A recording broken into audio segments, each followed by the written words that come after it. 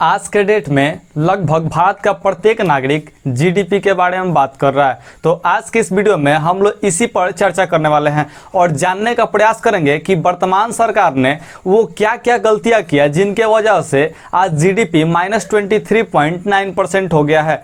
और हम लोग ये भी जानेंगे कि भारत के बड़े बड़े अर्थशास्त्रियों का इस पर क्या राय है या क्या कहना चाहते हैं, और ये भी बताएंगे कि वर्तमान सरकार को ऐसा क्या क्या करना चाहिए जिससे जो है जीडीपी पॉजिटिव आ सके। और इस वीडियो के अंत में मैं अपना भी ओपिनियन शेयर करूंगा, तो बने रहिए मेरे साथ इस वीडियो में।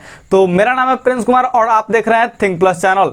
इस वीडियो में आगे बढ़ने से पहले हमें सबसे पहले ये समझना होगा कि आखिर जीडीपी क्या है। जीडीपी यानी कि ग्रॉस डोमेस्टिक प्रोडक्ट, यह बताता है कि कौन सा देश किसी अन्य देश से कितना शक्तिशाली अथवा कमजोर है। जैसे कि भारत की ही आर्थिक शक्ति को बताना होगा तो हम भारत की जीडीपी को बताएंगे, और जीडीपी से ही हम किसी देश की तुलना करेंगे कि वो आर्थिक रूप से कितना शक्तिशाली अथवा कमजोर है। जीडीपी किसी खास अवधि में किसी देश के वस्तु और सेवाओं के उत्पादन द्वारा उत्पन्न कुल मूल्य को बताता है। आइए इसे एक एग्जाम्पल के थ्रू समझ लेते हैं। जैसे कि मान लीजिए कि 2019 में किसी देश में कुल 5 वस्तुएं उत्पादित हुई और उन वस्तुओं का जो मूल्य है वो 100 रुपया है। तो आप कहेंगे कि 2019 में उस देश का जीडीपी 500 रुपया है, क्योंकि 100 रुपया वाली वस्तु जो है 5 उत्पादित है, तो 100 गुने 5 यानी कि 500 रुपया जो है उसका जीडीपी हुआ।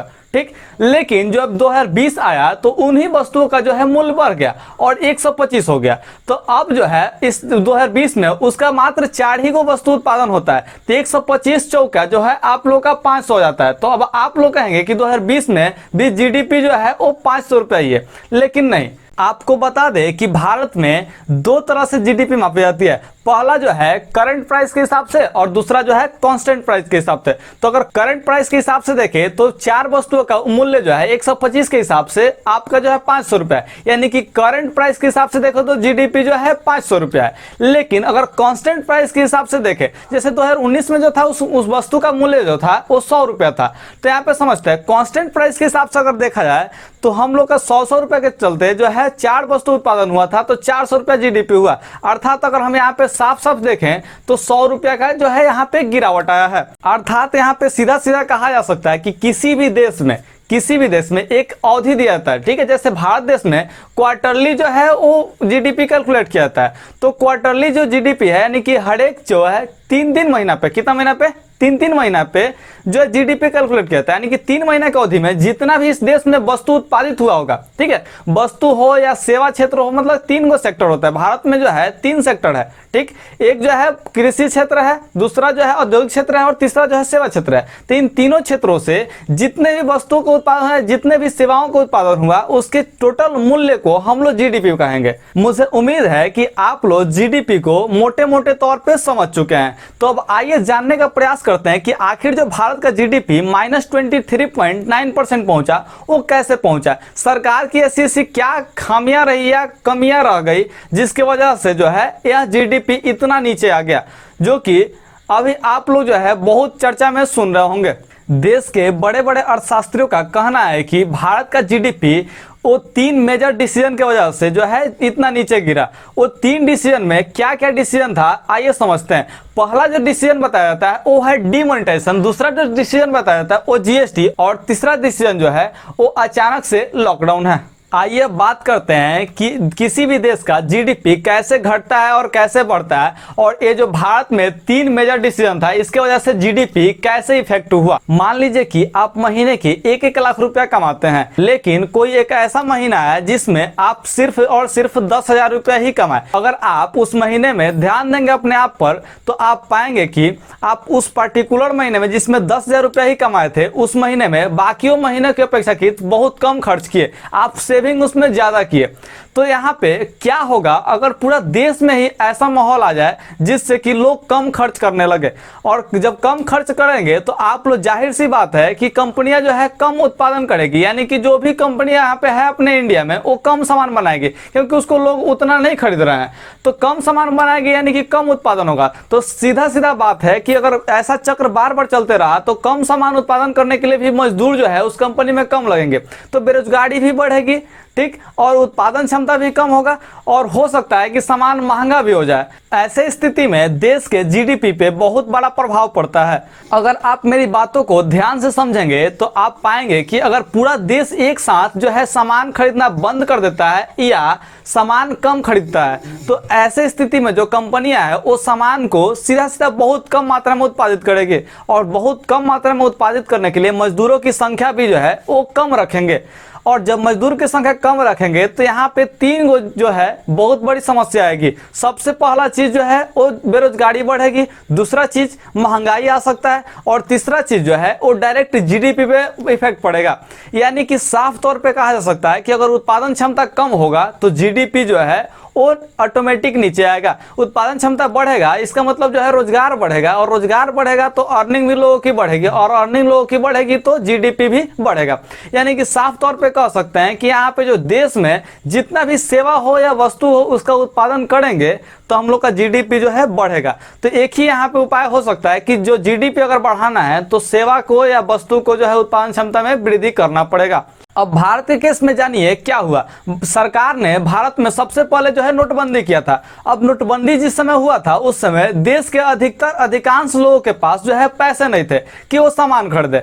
तो जो पैसे नहीं थे तो सामान उस समय जो है बहुत कम लोगों ने खरीदा। अब बहुत कम लोगों ने जब सामान खरीदा तो यहाँ पे जो है उत्पादन क्षमता सीधे सीधे कंपनी लोगों को घटाना पड़ा या यहाँ पे एक तरह से कह सकते हैं तो महंगाई भी हल्का फुल्का जो है इंक्रीज किया था। तो आप लोग यहाँ पे समझिए कि नोटबंदी जब हुआ था तो लोगों के पास पैसे नहीं थे, सिंपल सी बात थी। और सिंपल सी बात यह भी है कि जब पैसे नहीं रहेंगे तो लोग प्रोडक्ट खरीदेंगे नहीं। अब जब सामान नहीं खरीदे, वस्तु को नहीं खरीदेंगे तो निश्चित रूप से जो जीडीपी पे इफेक्ट पड़ेगा। दूसरा जो कंडीशन था वो जीएसटी था। जीएसटी जैसे ही लाया गया तो जीएसटी जो है वो काफी कॉम्प्लिकेटेड दिखा और कॉम्प्लिकेटेड दिखने की वजह से जो है लोगों को ऐसा लगा कि जो है हम सामान पे ज्यादा टैक्स दे रहे हैं या फिर जो बहुत सारी कंपनियां हैं वो जीएसटी के चक्कर में उत्पादन क्षमता जो है या तो रोक दी या कम उत्पादन करने लगी। तो इस तरह से जो है जीडीपी पे भी फिर से इफेक्ट पड़ा। और तीसरा जो यहाँ पे जो हम लोग को मार्च में दिखा वो था अचानक से लॉकडाउन। अब अचानक से लॉकडाउन जैसे ही हुआ वैसे ही लोगों के पास जो है पैसा जो है मतलब कि इंतजाम कर नहीं पाए और जो है इसके वजह से जितने सामान की जरूरत थी उतना ही सामान लोगों ने खरीदा।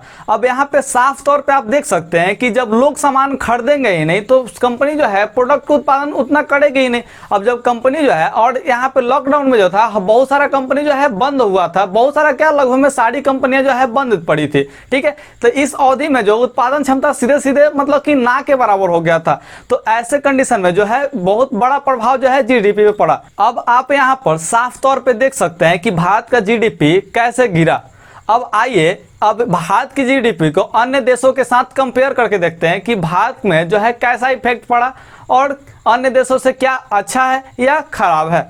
अब अगर भारत की जीडीपी को अन्य देशों के साथ जो है कंपेयर करके देखें तो कुछ इस प्रकार का दिखाई देता है। यहाँ पे आप साफ तौर पे देख सकते हैं कि भारत की जीडीपी जो है अन्य देशों के मुकाबले बहुत ही कम है। अगर हम भारत की जीडीपी को सेक्टर बाय सेक्टर देखें तो आप यहाँ पे देख सकते हैं, यहाँ पे जो है भारत की जीडीपी जो है सेक्टर बाय सेक्टर देखिए कैसे जो है गिरा पड़ा है। अब सोशल मीडिया पे जो है कुछ लोग इस डाटा को प्रेजेंट कर रहे हैं तो आप लोग को हम साफ साफ बता दें कि इस डाटा में जो है भारत का जीडीपी अन्य देशों के साथ कंपेयर किया है। इस चार्ट में साफ साफ आप देख सकते हैं कि कनाडा का जीडीपी जो है माइनस में 38.7% है और यूएस का जीडीपी जो है माइनस में 32.9% है। जापान का जो जीडीपी देख सकते हैं वो माइनस में 27.8% है। अब यहाँ पे जो है भारत का जीडीपी जो है दिखाया जा रहा है माइनस 23.9% दिखाया जा रहा है। लेकिन जब मैंने इस चार्ट के बारे में रिसर्च किया तो पाया कि यह जो चार्ट में दिखाया गया है यूएस कनाडा वगैरह जितने का भी जो है डाटा दिखाया गया है ये उन देशों का एनुअली जीडीपी ग्रोथ रेट को दर्शाया गया है। अब यहाँ पे जो है भारत का जो है क्वार्टरली है और उन सभी देशों का जो है एनुअली है जो कि अनुमान द्वारा जो है यहाँ पे दिखाया गया है। यह जानकारी जो है वो संजू वर्मा के इस पोस्ट द्वारा पता चली जो कि आपको हम बता दे कि संजू वर्मा जो है वो एक इकोनॉमिस्ट है और यहाँ पे जो है स्पोक्स पर्सन ऑफ बीजेपी है। तो मुझे उम्मीद है कि आप सभी मेरे इस बात को समझे होंगे और आपको जो है यह वीडियो इन्फॉर्मेटिव लगा होगा। अगर आपको यह वीडियो इन्फॉर्मेटिव लगा है तो अपने सभी दोस्तों के साथ शेयर कीजिए और हाँ, मुझे इस नीचे वाले लाल बटन को दबा करके सब्सक्राइब भी कर ले और साथ में एक बेल आइकन आएगा उसे भी आप प्रेस कर लें, ताकि ऐसे इन्फॉर्मेटिव वीडियो आपके लिए मैं लाता रहूं। अगर आप मुझे सपोर्ट करना चाहते हैं तो आप जरूर डिस्क्रिप्शन को चेक करें।